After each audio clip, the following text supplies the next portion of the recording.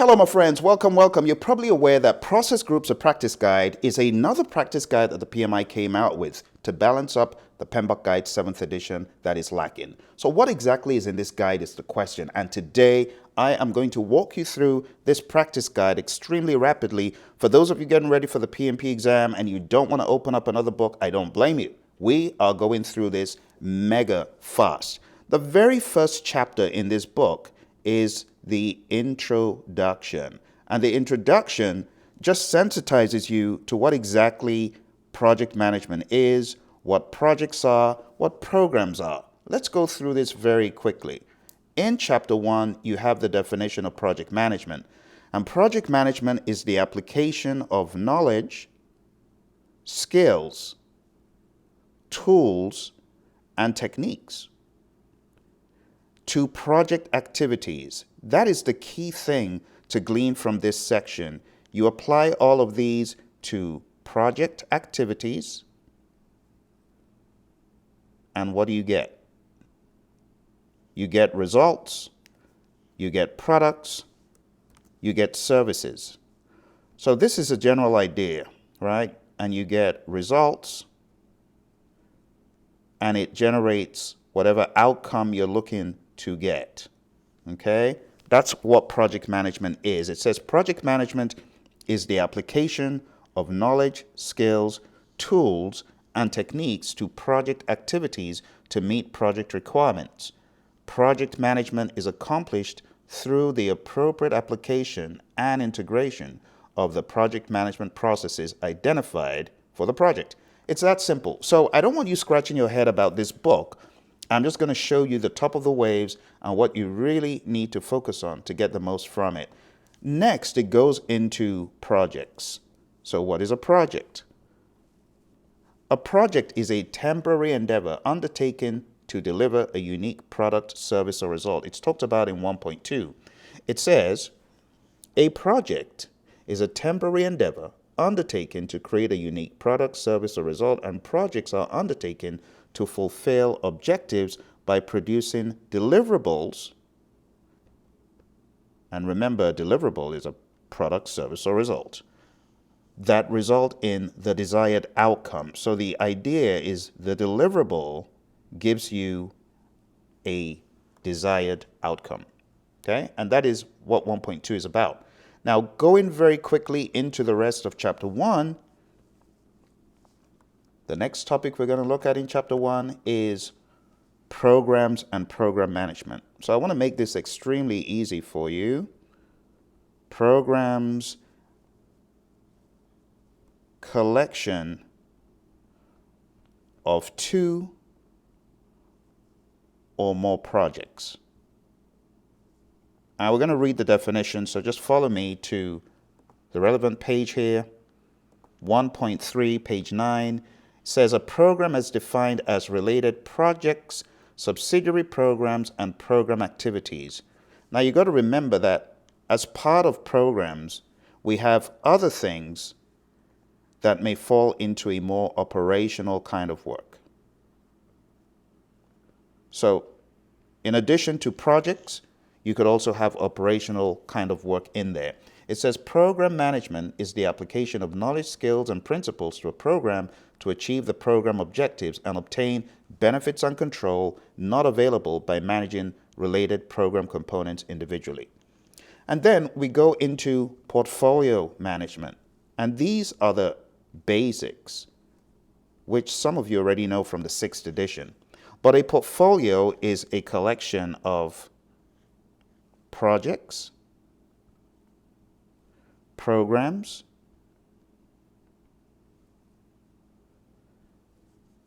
and operations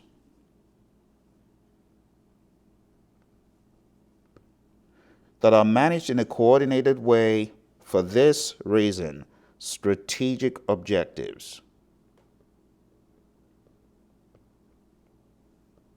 That is why you manage portfolios. Okay? Back in the day, the PMI used to distinguish between portfolios and then projects by saying portfolio management is about doing the right work. It's about choosing the right stuff to do. Project management is about doing the work right. So doing the right work versus doing the work right. All right, still in chapter 1, moving on from portfolios, we go into relationships among portfolios, programs, and projects. And I usually give an overview like this. Think about it like this. This could be a portfolio. And in the portfolio, you've got program level activities. PRG stands for program, right? And in this program, you've got P for projects. You got project 1, project 2, project 3, right? Let's say this is program 1. Then you've got another program. Let's call it program 2.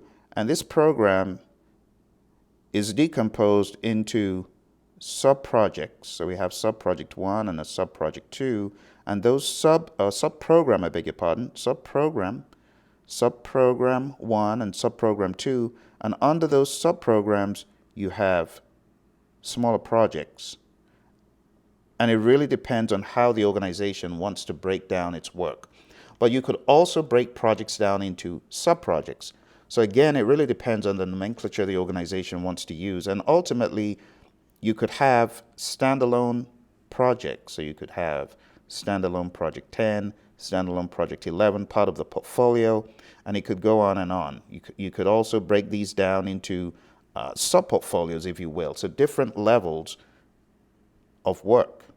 But the bottom line is there's a configuration to it and it makes sense. Then you can have operational kind of work. And that's how you need to look at page 9. Okay, so there's not a whole lot in chapter 1 that should throw you off if you've read the 6th edition of the PMBOK guide, for example. All right, then we go into organizational project management. And I'm just going to give a quick blurb about this.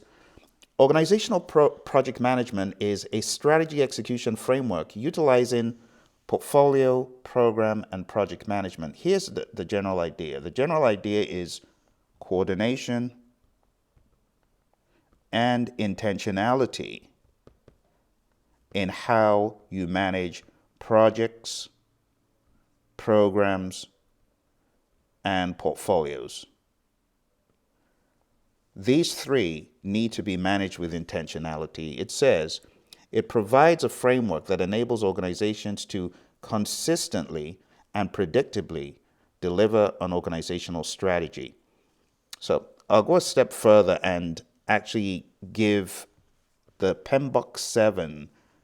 PMBOK 7 calls it a value delivery system. So when you go to the 7th edition, that is something you might want to look out for. I think that was a good addition to put that into that framework in the 7th edition. And the bottom line is this. You got the portfolios that have the strategy broken down into programs. Program managers run with it. And then we have the projects. And then we have senior management in all of this. And there's a flow to the direction and the feedback loops across all of these. It's talked about in the 7th edition. It's probably something out of the 7th you may want to pay closer attention to. Okay. So moving along, still in chapter 1, we're going to wrap up chapter 1 very soon. We get into a few topics.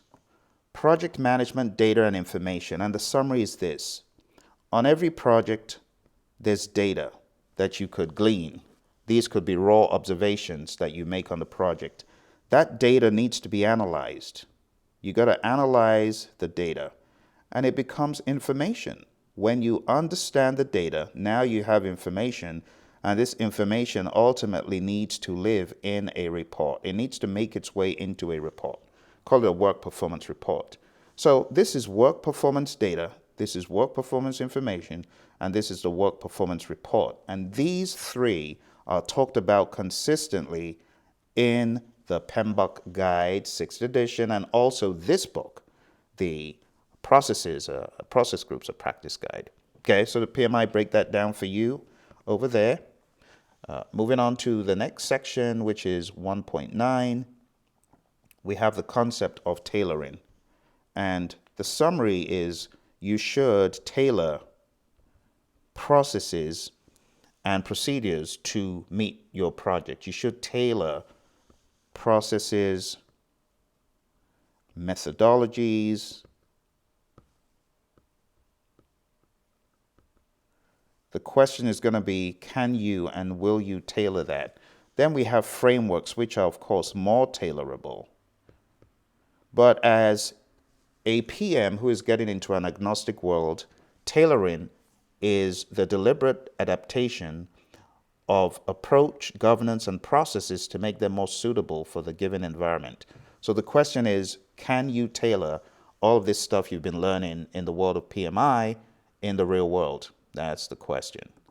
Okay, let's move on to 110. 110 is all about benefits, management, and business documents. Again, this was talked about in the 6th edition, so if you've read that, you'll be familiar with things like the benefits register or benefits management plan. You'll be familiar with what exactly the benefits owner does. So the takeaways are from this section on benefits. You want to know the benefits owner, someone who owns the benefits and manages them for the life of the project, or beyond the life of the project as well, I should say, because benefits are usually realized after the project. So the benefits owner, if benefits are realized within part of the project and after the project, that person begins to manage those. And they do that through a benefits management plan, right? And these are some of the terminologies you are going to encounter. There are various kinds of benefits. So when we say benefit, we need to define what these benefits could be. And we could have tangible and intangible benefits.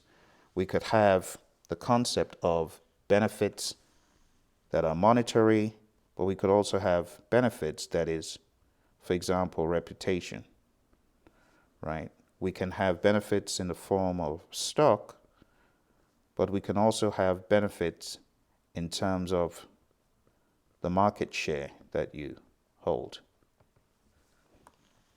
And we often talk about, like I said, metrics for these benefits in the benefits register. So you want to make sure you're hitting your benefits. So we have these benefit metrics. We also are concerned with the time frame for realizing these benefits. That needs to be defined up front. And we also need to understand what are the risks associated with realizing those benefits. Okay. All right, and getting towards the end of chapter 1, we now begin talking about the project charter and a boatload of project documents, and this is on page 33. So the project charter is the very first of the project-generated documents we talk about, but it's not referred to as a project document on page 33 because it's more like an authorization to start the project kind of thing. So you won't find it listed. I thought it should be, but it's not. It's not a plan either, so it's in a class of its own. So you got to understand what the project charter is, not on page 33, but other things on page 33 are the project management plan and the project documents. And glance through these and make sure you know them. We've got everything from scope, management plan, requirement, schedule, cost, quality, resources, communication, risk, procurement, stakeholder engagement plan, and so on and so forth. And then on the other side of the table, you have a boatload of project documents, which I would recommend knowing before your exam. All right, and then it goes into project success measures, what constitutes project success. And that concludes the very first chapter of the book. So again, for those of you who are wondering what is in the book, well, I just walked you through chapter 1, and I went through chapter 1 a lot quicker than I normally would have because I wanted you to get the meat of it. Let's go to chapter 2, and this is going to go even quicker. This is going to be more like dialogue. So chapter 2 is called the project environment. And this looks at the environment in two broad categories. You have factors that can impact a project, and you have process assets. In other words, assets that help your process. These are the two big buckets of things that can impact your project. It reads, projects exist and operate in environments that may have an influence on them. These influences can have a favorable or unfavorable impact. Two major categories of influences are enterprise, environmental factors, and organizational process assets. These are the influences. Things that influence your project. In the 7th edition, they took a different route and they just refer to them as internal and external factors. They don't really go into EEFs and OPAs in this way. But it's worth knowing. It's part of the holy grail of PMP, if you will. So, going into what is in this chapter beyond the high-level image that you encounter, they go into what these two buckets could include. And I'm going to go through them very quick. The first one is factors that are internal to the organization. And these are things like organizational culture, structure, governance, geographic distribution of facilities, the infrastructure the organization has, and many more. And then we have external factors, and these are external to the firm. These are things like the marketplace conditions, social and cultural influences and issues, commercial databases, financial considerations, physical, environmental elements, and so on. Things that you don't have control over, like the environment, all right? Then as far as organizational process assets, it's broken into two things: processes and procedures, and the corporate knowledge base. Corporate knowledge base. So every organization has a way they store knowledge over a number of projects. Well, this is just saying the corporate knowledge base is considered as an organizational process asset. There are two big buckets. So past records in your organization and so on. Processes and procedures are just that documentation that helps you know how to carry out a project, how to do things and stuff like that. And also in part of the corporate knowledge base, we have rules for projects, governance, things that might have happened on previous projects that you need to be aware of. Okay. The other part of chapter 2 is going into organizational types. At a really high level, you have the most popular ones. You have functional organizations, and then you have matrix organizations, and we have the weak, strong, and balanced matrices. Weak, strong, and balanced.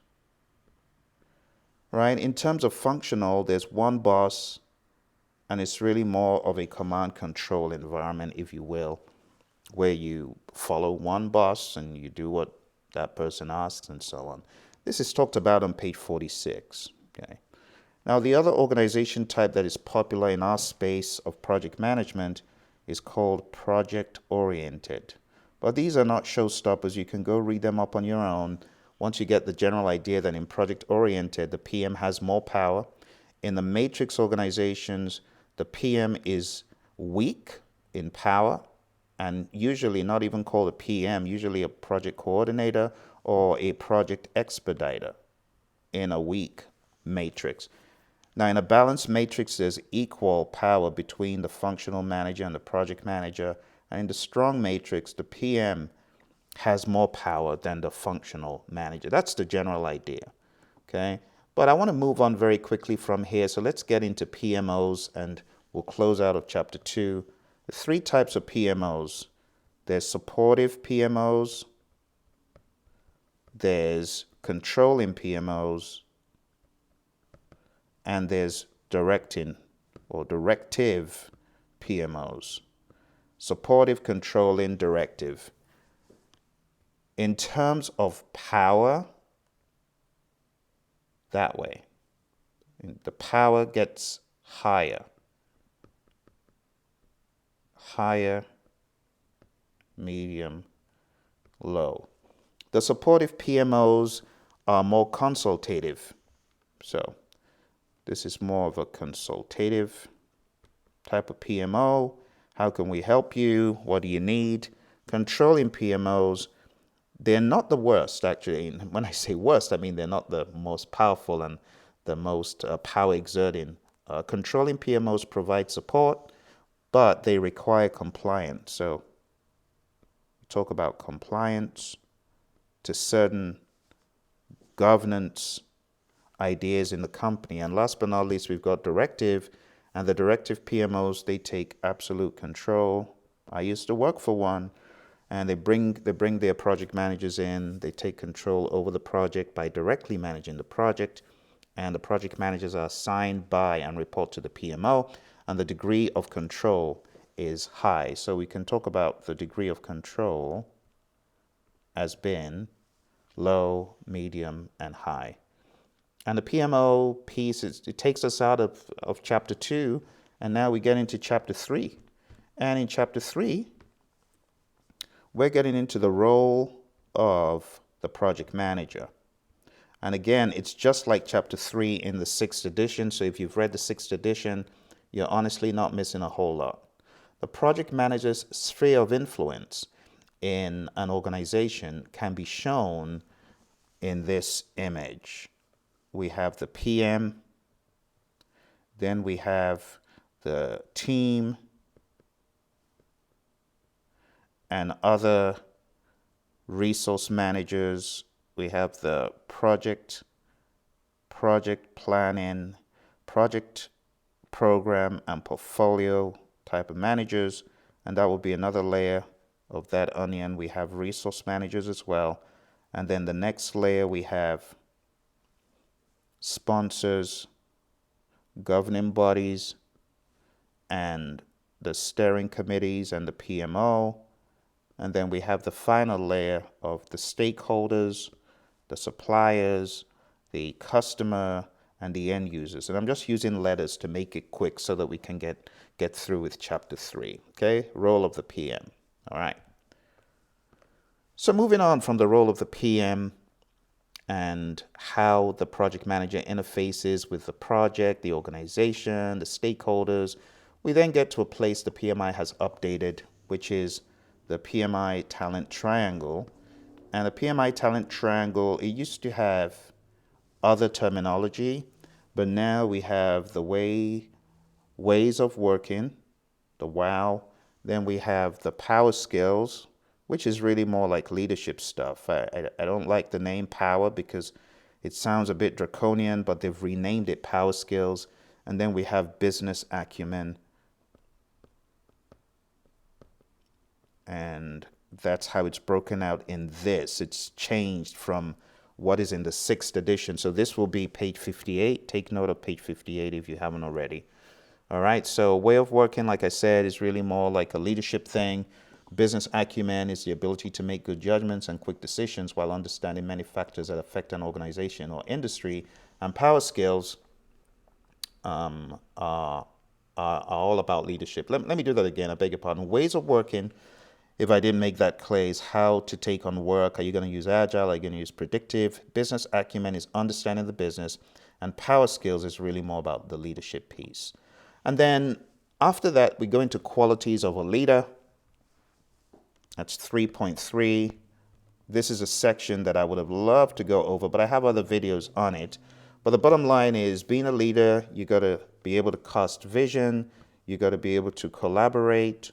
You got to be able to manage relationships. And you got to be positive mental attitude. I just say PMA. As the great Zig Ziglar would say, have a positive mental attitude. Don't have a plum mentality. Don't have a poor little old me attitude, right? Just have a positive mental attitude, and that's really what this talks about. And then it goes into leadership styles. Leadership styles. And in leadership styles, it says project managers may lead their teams in many ways. The style a project manager selects may be a personal preference or the result of a combination of multiple factors. Here's the bottom line, though. For your exam, you got to remember, and I'm going outside of this into the seventh, but you got to remember the Hersey Blanchard model. If you have not read this or you are not aware of it, please do that, because it's going to help you to understand what situational leadership could be like. Situational leadership is like this, right? On this continuum, you're either very supporting or you're very directed. And at different points, you may need to be directive in your approach, very directive, or you may need to be an equal measure or near equal measure of supportive and directive to be coaching in your approach. Coaching style, this is directing style, this is the supporting style. And when you have someone who knows the job, but they just need some support, you go into supporting, and then you could go into delegating mode. And once you hand it over, you're not checking up on them a whole lot. You know they've got it. And this is the Hersey Blanchard idea. So even though we have a bunch of things here in the process groups or practice guide, I don't want you to be sidetracked with that and think you have to choose one or the other. No, it could be a combination of styles depending. So we've got the laissez-faire, which is more like the delegating style. We have transactional, where you deal with people on a one-on-one basis, like making a deal with each person you lead. But it's not making a deal, it's just leading them based on a one-on-one basis. That's why it's called exception. It's management by exception. There's an exception to the rule based on whoever you're interacting with. And then we have the servant leader, who we know very well from the Agile Practice Guide, hopefully. And then we have transformational leadership.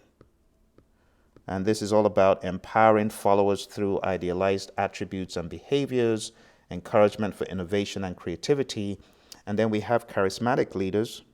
You can spot them a mile away with their charisma, and they have the ability to inspire. They're high energy, they're enthusiastic. Steve Ballmer would be a good example of that from the world of Microsoft. And then we've got the interactional, which is a combination of transactional, transformational,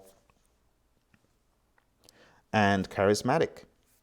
And that pretty much is it as far as what I wanted you to take away. There's a few other things about the difference between management and leadership, which is worth looking at, concept of personality of individuals and language used for that, and the dimensions of complexity. But with that, we're just going to go into chapter 4. And chapter 4 is about initiating. Yeah, it's about the initiating process group. And I'm going to give you the skinny of it because I know a lot of you have already read this stuff in the 6th edition. So there are two things in initiating. There's develop the project charter, and there's identify stakeholders. And these two things is what you do in initiating. You develop a charter that authorizes the project. So the key thing here is authority. Authorize the project and authorize the project manager to apply resources to the project, and identify the stakeholders, people who could affect the project or people who could be affected by the project. They could affect or they could be affected by the project.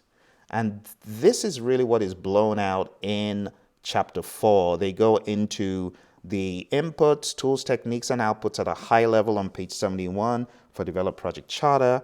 And then they've got some images that show flow diagrams. Ain't nobody reading those flow diagrams, I'm telling you, because students often tell me, Phil, I'm confused looking at this. So I'm not asking you to look at it. I think we can simplify some of our flow diagrams, in my opinion. Page 74 is where we have the identify stakeholders breakdown. And honestly, the key thing you need to know about this is from here we get a project charter, and from here we get a stakeholder register. It's that simple. So you got to know the major outputs that you get from each process. And that concludes chapter 4. It's that simple. Now it's going to go very quick because you folks absolutely get these things. Then we go into planning in chapter 5, right? Chapter 5 is all about planning. So there's a number of things we do, and I'm just going to blow past through these very, very quickly because I know some of you are already aware of them. So I'm just going to like draw them out. And the first thing we do is we talk about develop, and I'm going to use abbreviation, so please just follow me as quickly and as expediently as you can so we can get out of this and you can get on with your day, right? Develop project management plan. Develop project management plan. The major thing we're trying to do is we're trying to prepare and coordinate all of the plan components. So you got to remember, this is all about coordination. And we have a lot of things to coordinate. We have a lot of subsidiary plans, okay? And we have a lot of baselines as well. And we have other components. And contrary to what a lot of folks think, the develop project management plan process does not end until you're done with planning, because there's going to be a lot of feedback loops. So let me show you how this works. We have cost, we have scope, we have schedule, we have quality, we have resources to think about, right? How do you think the project is planned? We understand scope and then we understand a bit of the schedule, but we don't have the full idea of the schedule until we have agreed on cost. And there's some back and forth going on there. And in terms of quality, we don't understand the full gamut of scope until we have looked into quality. We don't understand the full gamut of quality until we've looked at our capabilities in terms of resources. And we don't understand the full gamut of schedule until we've considered the people working and when they're available, working time and non-working time.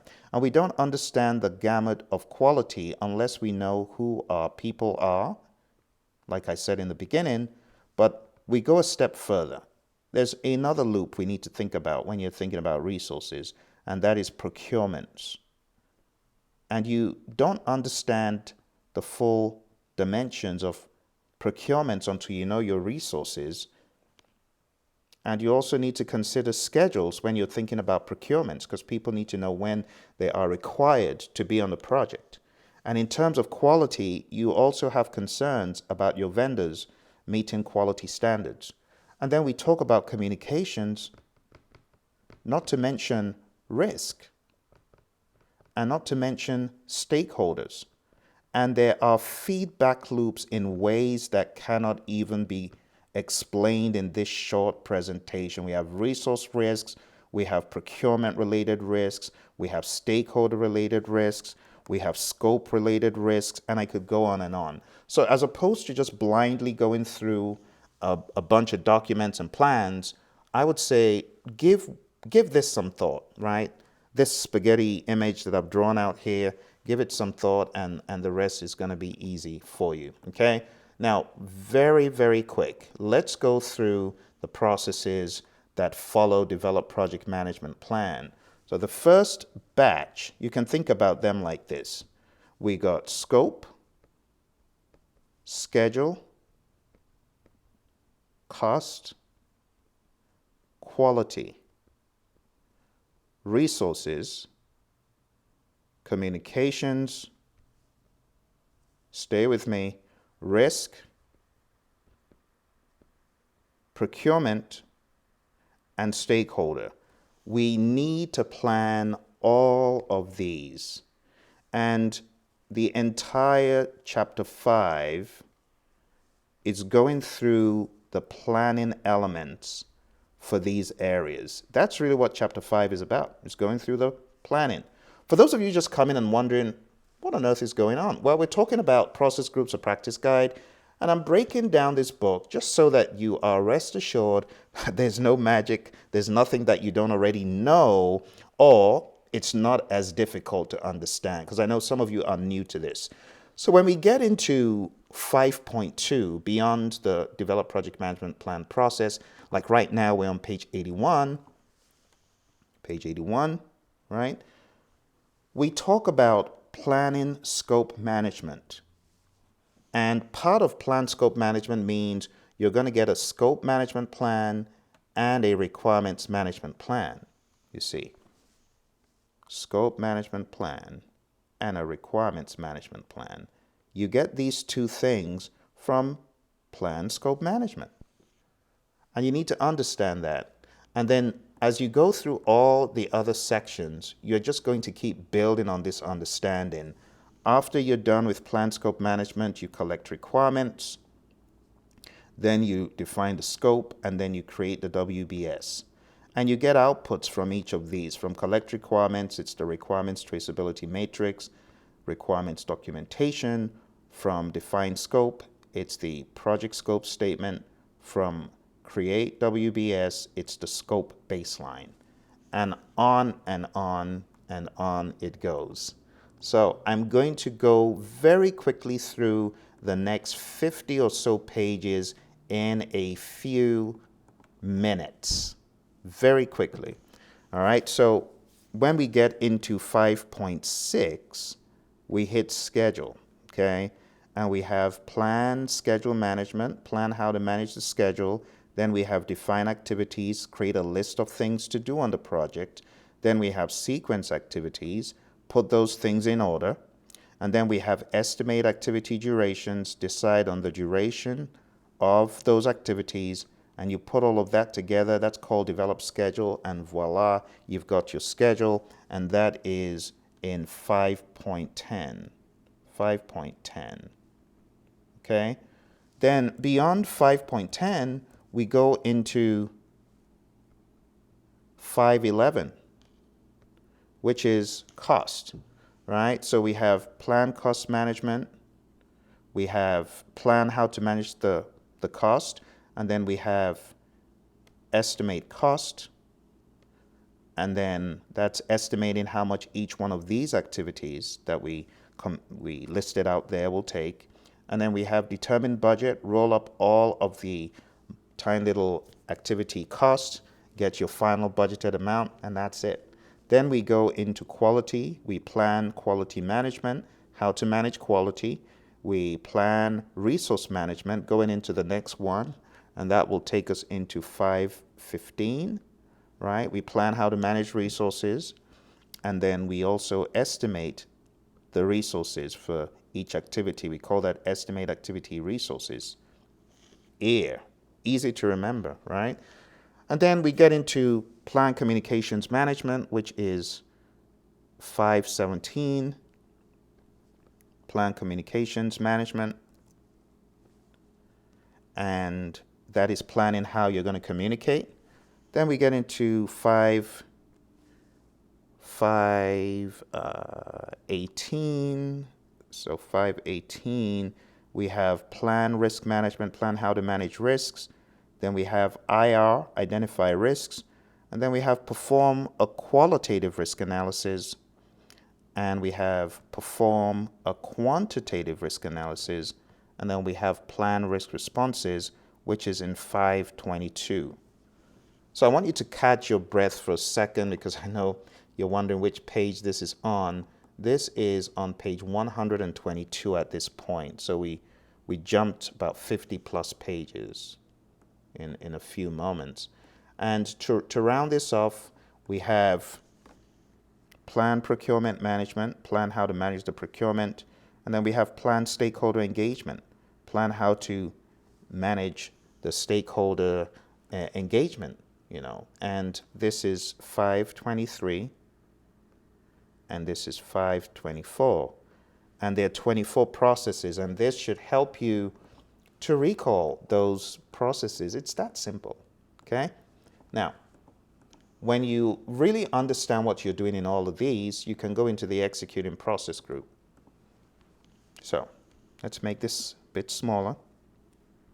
we're going to take this same concept and we're going to draw it out a little bit to get done with our review of this entire book, because it just follows this configuration, and which is why for the longest time I've always told my students, please try and know the table, the notorious page 25 table, because it just helps you with your organization of project management ideas. All right, so getting into executing, you can see this is now the executing.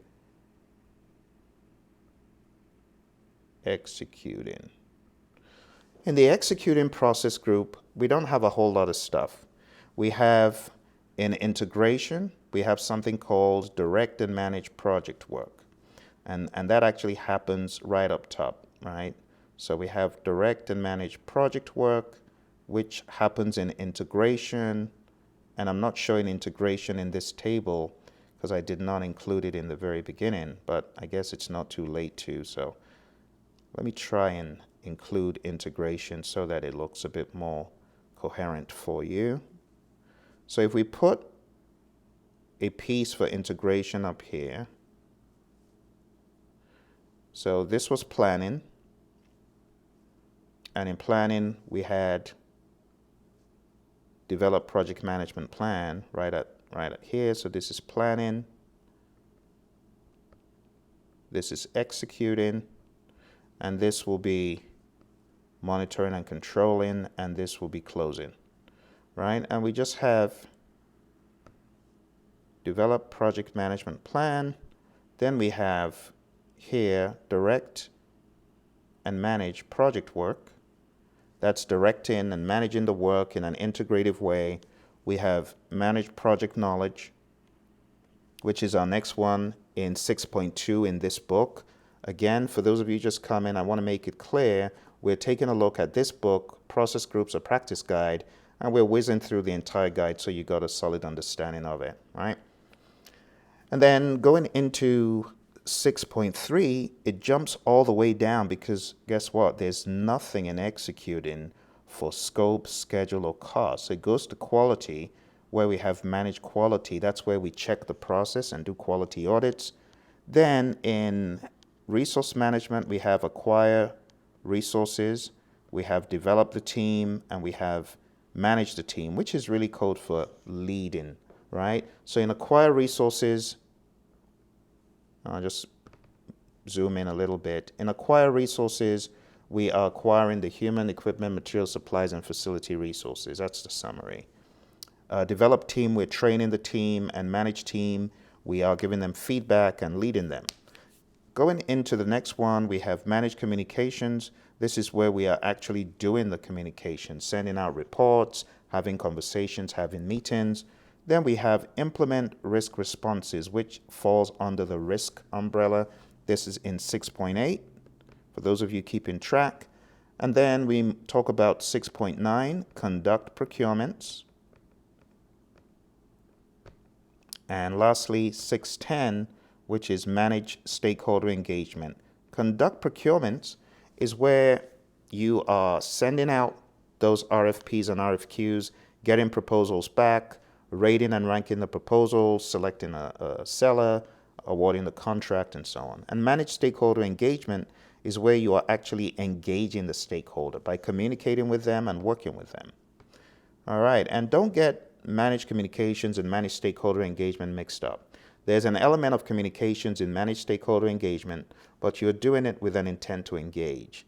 In managed communications, you're communicating with an intent to satisfy the communications management plan requirements and promises that are in there. All right, so now we're into monitoring and controlling. Again, this is integration. I should have labeled that.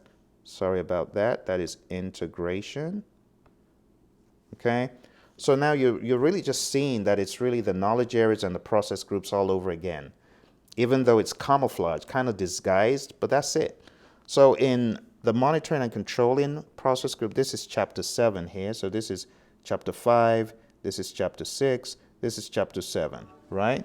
So in this one, we have straight away, we have in the monitoring and controlling process group, we have monitor and control project work. And this is where you are monitoring and controlling the project work in an integrative way. You're combining everything that needs to be combined to get a better idea of the project. So we call this monitor and control. Should use a different color for this one. Let's use this. Monitor and control project work. And we have perform integrated change control as well, where we are effectively managing all those changes that could impact the project. Okay, and that takes us to 7.3. And 7.3, we get into validate scope in scope management, which is where the customer checks the deliverable, and control scope, which is where the project manager is preventing gold plating and scope creep and all that.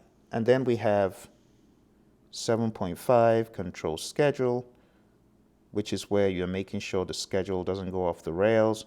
Then we have control cost in 7.6. 7.7, we have control quality, and that is checking to make sure that the quality is according to plan and nothing is going off. And then we have control resources, 7.8, and this is just about the physical resources, not about the humans, and that's on page 181. And then we get into monitor communications. Note the words change. Monitor communications, and that's where you're checking to make sure that the communications are working on the project, nothing is going awry. 7.10 is monitor risk, and this is where you're ensuring that the risks are not out of control. It's where you are enabling project decisions based on current information about overall project risk exposure. And there's a lot more that we could say about all these processes, but you got to remember, I'm giving you the skinny of this book, all right? 7.11 goes into control procurements, and this is where you're managing the contract. And 7.12 is monitor stakeholder engagement. That's it.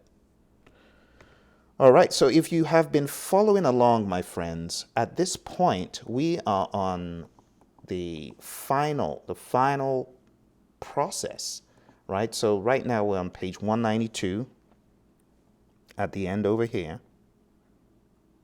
And now we're going into the closing process group. And the closing process group, there's only one process. It's called close, project, or phase. And this is where you're closing out either the project or phase in the project. And this is on page 196, 197. And it's very straightforward. It just says close project or phase is the process of finalizing all activities for the project, phase, or contract. The key benefits of this process are the project or phase information is archived, the planned work is completed, and organizational team resources are released to pursue new endeavors. And that concludes chapter 8. So this was 7, this is 8. And guess what? That's it at a very high level. Going into chapter 9, because they have a chapter with all the ITTOs. Well, I have several videos that talk about these ITTOs, so I'm not going to bore you going through every single one. I instead would like for you to let me know, are there any ITTOs that you do not have clarity on? If they are, please let me know, and I will get back to you with a very solid explanation of any of the ITTOs. So chapter 9 is just the specifically the inputs and outputs, the I's and the O's, inputs and outputs. And chapter 10 is on all the tools and techniques. And that's how the breakdown of this book is. So I have to be honest, you're not missing a whole lot. If you didn't read the book and let's say you read the 6, there's no need for you to freak out and start trying to read it all over again. Same thing. All right, so let me make it clear. Process Groups of Practice Guide is PMBOK 6 reincarnated. That's what it is. It's like bringing the PMBOK 6 to life again, even though it's no longer in publication. And it's a way that whoever is missing the guide and wants to introduce it in their company for lack of a 6th edition, you could just have this, okay? So I hope you enjoyed it. I hope this made sense to you. Don't forget to hit like and subscribe, share this with your friends, return to this video over and over again, because there's a lot of subtlety in what I covered. I covered everything like super quick, but there's a boatload of treasure in a lot of the things I covered really fast. All right, so don't be a stranger. Come back to this channel, watch it over and over again, and I look forward to hearing the news of your success. Those of you who are PMPs, see you soon.